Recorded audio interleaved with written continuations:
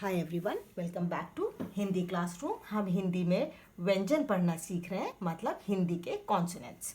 और अब तक हमने क्या क्या सीख लिया है? हम क वर्ग ऑलरेडी कर चुके हैं। क वर्ग में क्या क्या था?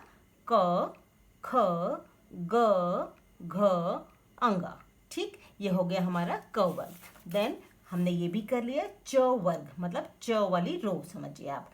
च, छ, ज, झ, ञ। Okay, we have done this. And then ये भी हम कर चुके हैं ट वर्ग। ट वर्ग में क्या क्या होता है? ट, ठ, ड, ढ, अण। ठीक है, ट, ठ, ड, ढ, अण, ये हमारा हो चुका। और आज हम करेंगे त वर्ग। हम शुरू कर रहे हैं त वर्ग में।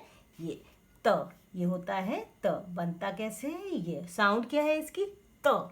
त से तरबूज। त से तराजू। क्या साउंड आई? त। ओके, ये है थ।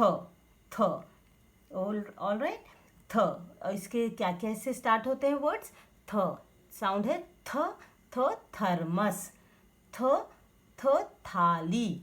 ओके, चलो आप इसकी प्रैक्टिस करो और in the next video will move forward और हम नए व्यंजन सीखेंगे। Till then take care, bye bye.